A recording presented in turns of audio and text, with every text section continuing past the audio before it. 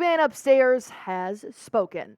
Not that big man, but I'm talking about the general manager for the Golden State Warriors, Mike Dunleavy, has finally addressed the trade rumors and what has been going on and gave us a little piece of his mind ahead of the February 8th trade deadline, which is exactly what we're going to talk about on today's show. I am your host of Warriors Today by Chat Sports, Allie Barefoot, and I say we just dive right into it. Well, first things first, go ahead and hit that sub button for me, because if anything happens with the Golden State Warriors, I'm going to talk about it right here. And the reason why I love having this platform is because I give you my opinions, show you the stats, and then you give me your opinions. And I love having conversations with each and every one of you. Thank you for taking your time out of your day to come watch Warriors Today. So all you guys have to do is hit that sub button for me.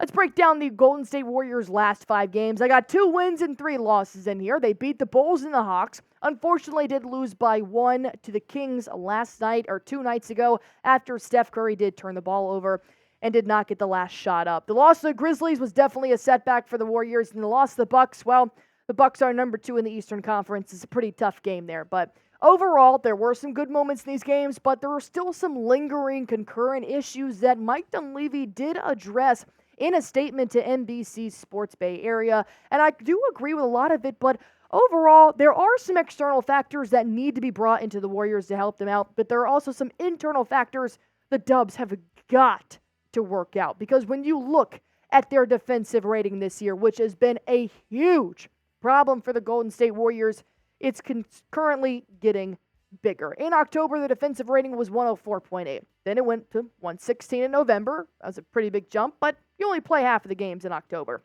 December, only not terrible, 117.6. Boom. Look at January's. That's 30th in the NBA, 127.0. The Warriors are last in the defensive rating for the month of January. I think they're 28th overall in the NBA for all 4 months combined. The defensive aspect is a huge part of the game. It's literally 50% of the game, and the Warriors are sucking at it right now. I'm not the only one that thinks so. Mike Dunleavy had something to say about Steve Kerr and his Golden State Warriors defense. He said, look, it's hard at the trade deadline to bring in a player or players that are just going to dramatically improve your defense. Look, if there's a player that's available, we'll look to pursue it. I think it's got to come from within, and that comes from everybody. That's coaches, players. That's the whole deal of we've gotten to tighten this thing up and find a way to be better defensively, because, frankly, offensively, we've been great. You've definitely had some spurts there, Mike Dunleavy. I'll give you that. Offensively is kind of what the Golden State Warriors have been known for, thanks to the Splash Brothers and everybody else that's contributed. But Draymond Green and Gary Payton II have kind of been your defensive aspects for the Golden State Warriors, while Draymond has only played half the games and Gary Payton II's hurt. Kevon Looney should be your highest defensive rating, and he is, because he's a center. Then Dario's the second best defensive rating on the team. So overall, do you agree with Dunleavy about the Warriors' defense? Do you think this can be solved with one player externally, or do you think it needs to be solved internally first? Go ahead and comment why or why not. And like I said, coming up, whether it's internal or external, let's break down some defensive assets that the Warriors could add by the NBA trade deadline to hopefully help them start winning some ball games. You're not going to want to miss who I had proposed for a trade, but first, I want to make sure you guys look spectacular in the Chase Center this season. And, I don't spend a lot of time out west, but I can imagine it gets chilly some days, but not enough to put a big puffer on. So that's why I introduced to you guys a beautiful crew neck. Neutral color. It's got the Golden State Warriors logo right there on the chest, and I think it's perfect for any game at the Chase Center. All you guys have to do to be able to obtain this, and it's 30% off right now, which is why I'm like, wow, a lot of Dub Nation fans really need this.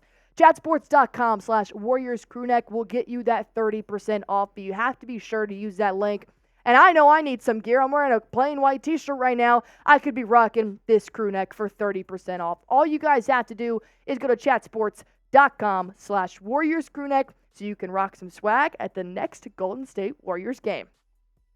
Look, external players can definitely help the Warriors. I do agree with Dunleavy in the fact that it's got to start with the players, the coaches, and everybody else that helps these players day in and day out. But I think externally can be a huge factor for the Golden State Warriors. You need some size. You need something to help you because you're getting beat laterally and you're getting beat with the small ball. So let's bring up some big defensive guys that could help the Golden State Warriors. First and foremost, when I think big defensive guys, I'm thinking Andre Drummond. I'm thinking this man in the paint can bully some people. He's got the width, he's got the height, and I think the way that he rebounds could be huge for the Golden State Warriors and really bring up their defensive net rating as a whole. Because right now he's playing for the Bulls, who aren't very good right now. But what he could bring to the Warriors is 7.5 points per game, which is more than Kevon Looney. 8.5 rebounds per game, which is more than Kevon Looney. He's shooting 54% from the field, which is beautiful. And he's got 0.6 blocks per game. He's truly developing as a player through 42 games this season, really struggling with the Chicago Bulls team that isn't exactly sure where they stand, but let's break it down a little bit more. His defensive rating is 113.2. This would be the best defensive rating on the Golden State Warriors for players that have played more than 30 games. His defended field goal percentage, players overall are shooting 49% on him, which is, a little tough, but like I said, the Bulls have a lot of other issues to deal with. His defensive rebounds per game is 4.9. This can help the Warriors astronomically with somebody that's cleaning the glass like this. I like Kevon Looney. I think Dario's fine, but I think Andre Drummond takes you up a step. So let's propose trade idea number 1. Andre Drummond and Alex Caruso comes to the Golden State Warriors. That's huge. And then the Bulls would receive Kevon Looney because you won't need him with Drummond anymore. Moses Moody because the Bulls are looking to have younger win-now talent. And you're going to give up Dario because you're going to have to give up 2 of your best defensive players, I guess, to obtain somebody that's going to be a defensive powerhouse for the Dubs. And a 2028 first-round pick because Patrick Seatman of the Bulls Report here at Chat Sports did tell me they're asking for 2 first picks for Alex Caruso, but I threw in Dario in a first pick. I want to see what Warriors fans think about that. While you guys are pondering that, let's break down the second trade here. Rui Hachimura. The Los Angeles Lakers have been talking about trading him forever. They're talking about getting him out of Los Angeles because they have the defensive assets that they already need. Well, why don't you just keep him in the same state and send him to San Francisco? Rui Hachimura would fit the Golden State Warriors defensive setting, and here's why. Look at the past 4 seasons. He's gotten better throughout the years. 11.6 points per game. His rebounds are 3.6. He's shooting 48.6 for the field, and he's got 0.3 blocks per game. Rui Hachimura can bring a lot to the Golden State Warriors internally in the paint. He's great in keeping players from scoring in the paint, which is huge for the Warriors. I can't tell you how many times I see a fast break happen, and there's not enough size down there to really prevent them from scoring. So my trade option number 2 would be Rui comes to the Golden State Warriors, and Andrew Wiggins would go to Los Angeles Lakers and a 2028 first-round pick. They're looking for more wings here in the Los Angeles Lakers. That's kind of what they have put out. They're not really looking for anybody in the Warriors to replace D'Angelo Russell. They're more looking for wing capabilities. Well, you give him Andrew Wiggins, and we'll take Rui. Is he a true big? No, but I think he can add a little bit more for $15 million a year than what that true big would be giving you from the Los Angeles Lakers. But overall, which Warrior, other than Steph Curry, would you not want to trade? I know you guys, I've read comments saying get rid of Andrew Wiggins and trade him for a bag of chips. I've read some wild comments about Andrew Wiggins being gone. But let's say if I added Brandon Podziemski in that trade, how would you guys feel? Which Warrior would you not want to trade?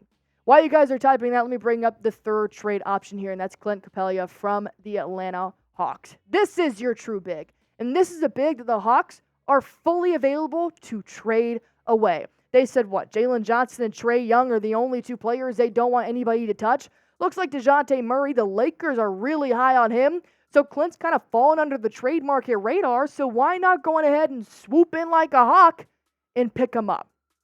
Capela is a strong rebounder, and he's a great rim protector, which with Kevon Looney, he's also a great rim protector, but sometimes I don't see him crashing to the board as much. I always see Podziemski flying in there and beating him to it. I would like to have a thick anchor big in the paint, which is exactly what I think Clint could be for the Golden State Warriors. And I kind of like this trade, to be honest. If you're going to bring Clint Capela to the Warriors and you're going to have Andrew Wiggins to the Atlanta Hawks and Moses Moody and a 2028 second-round pick, you guys, I'm a broken record. You are not going to be able to probably get Andrew Wiggins and a player. You're going to have to attach a pick. You're going to have to attach some younger player because Andrew Wiggins' trade value right now is not the best. So you got to attach Moody to this. You got to attach a pick. And your Warriors fans, you're going to get your too big. Now it's your turn. Go on ahead and let me know which trade you guys would like to see. For Drummond, type CHI for Chicago. For Hachimura, type LAL for Los Angeles Lakers. And for Clint, type ATL for the Atlanta Hawks. And let me know which big defender you'd want the Golden State Warriors to have. And while you guys are at that, hit that subscribe button because if any of these players do come to the Bay Area, I want to be the first person to tell you guys about it. Hit that sub button, turn on your bells, and subscribe to the channel.